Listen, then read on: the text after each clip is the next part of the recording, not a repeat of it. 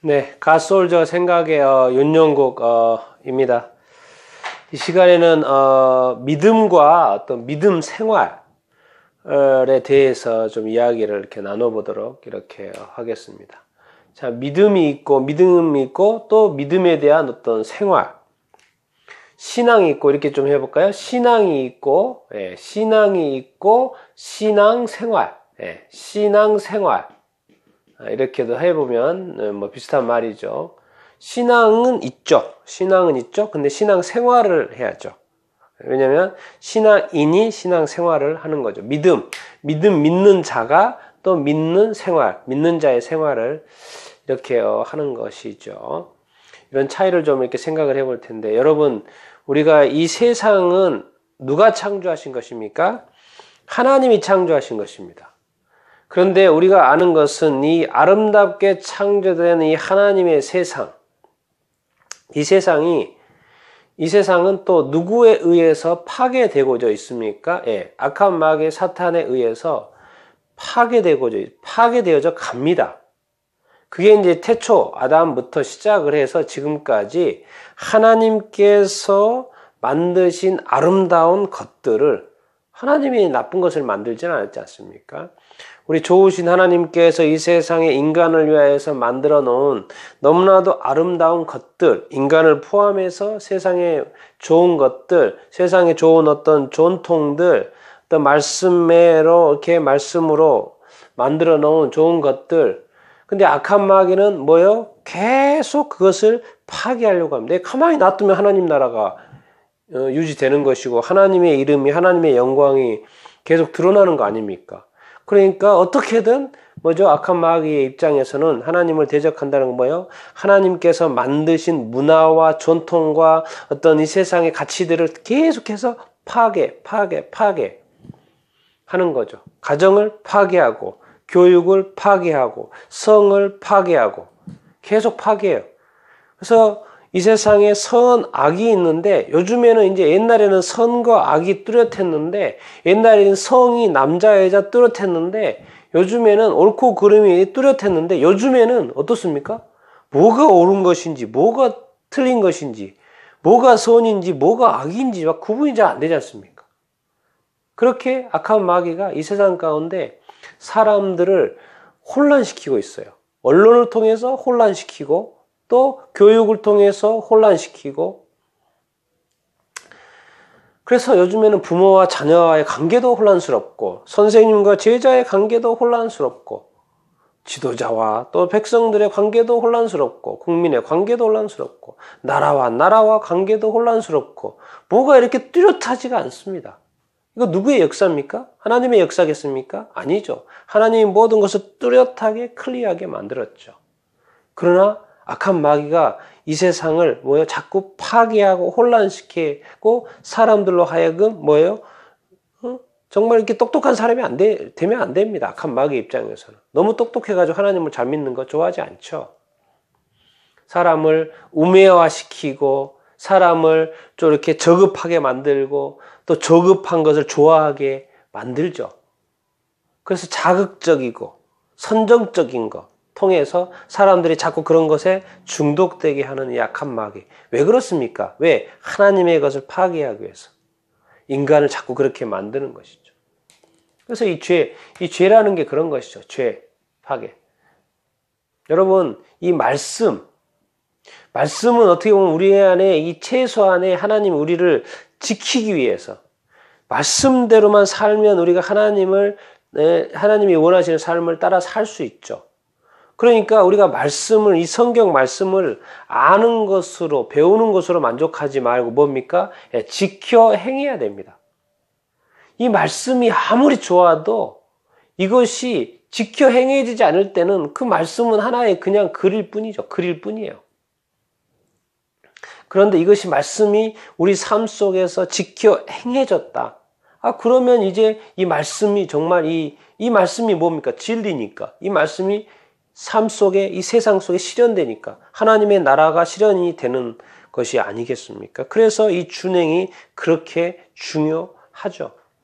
우리가 예수님이 있습니다. 예수님은 우리가 믿죠. 그런데 우리가 놀라워한 것은 뭡니까? 예수님의 삶이죠. 예수님의 삶. 예수님의 삶이 어땠습니까? 우리 사복음서에 읽어보면 예수님의 삶. 예수님 끊임없이 말합니다. 하나님이 말씀하시는 것을 말하고 하나님의 뜻을 따라가고 하나님이 원하시는 것 먼저 하나님의 나라를 구하고 나라와 의를 구하고 다 뭐예요? 예수님이 하실 것은 다 하나님에 대해서 하나님의 나라에 대해서 하나님의 의에 대해서 그리고 예수님도 어떤 길을 갑니까? 십자가의 길을 가죠. 여러분 우리 예수님이 십자가의 길을 갈 수 있도록 도와주시는 분이 성령님입니다. 예수님은 뭐예요? 왜 믿어야 되는 거예요? 예수님께서 나의 죄를 위하여서 죽으셨으니까 믿는 것이죠. 그런데 성령님이 뭡니까? 우리가 영적으로 거듭나고 이제 믿은 이후의 삶을 온전히 살 수 있도록. 그래서 성령님 뭐예요? 우리가 충만함을 받으라 그러는 거죠. 성령의 충만함을 받으라고 하는 것이 왜 충만을 받습니까? 우리가 예수 믿고 온전한 믿음 생활을 하기 위해서, 신앙 생활을 하기 위해서. 여러분 그 밑에 보면 예수님도 그렇습니다. 예수님도요. 우리가 이제 자꾸 이렇게 계명에 대해서 헷갈립니다. 왜냐하면 구약은 율법이요. 율법이기 때문에 계명이에요. 지켜 행해야 되는 거예요. 그런데 예수님이 이 땅에 오셔가지고 갑자기 믿음이 생겼습니다. 왜? 우리는 믿음으로 의인이 된다는 이것 때문에 자꾸 이렇게 계명에 대해서 이렇게 좀 약간 민감합니다. 자꾸 뭔가 행위를 강조하는 것 같고. 그런데 예수님이 말씀하셨습니다. 나를 사랑하는 자는 나의 계명을 지킬 것이다. 예수님의 계명이 뭡니까? 성경에 나와 있죠. 뭐예요? 예수님을 사랑하면 뭘 지킨다는 거? 예, 나의 계명, 예수님의 계명을 지킨다는 거죠. 하나님을 사랑하면 하나님의 계명을 지켜야 되는 것이죠. 예수님을 사랑하면 예수님이 계명을 알아서 예수님의 계명을 지키는 것이죠. 그런데 우리가 예수님 믿고 믿음만 계속 이야기하면 안 되죠. 예수님의 믿음 플러스 뭐예요? 믿음 생활. 믿음 생활하는데 누가 필요합니까? 성령이 필요하죠. 믿음 생활이라는 게 뭐예요? 계명을 지켜 행하는 것이죠.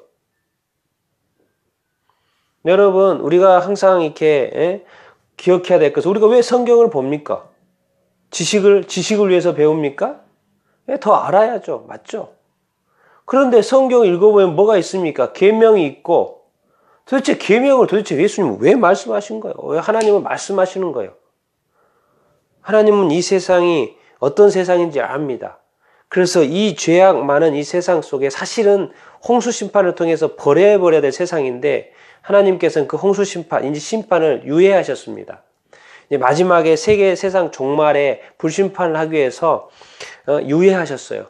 그러면 그 유예 기간 동안에 심판을 해야지 마땅한 이 세상인데 그 세상 속에서의 그 하나님의 이 거룩을 유지하기 위해서는 뭐가 필요하겠습니까? 예, 하나님의 말씀이 필요해요.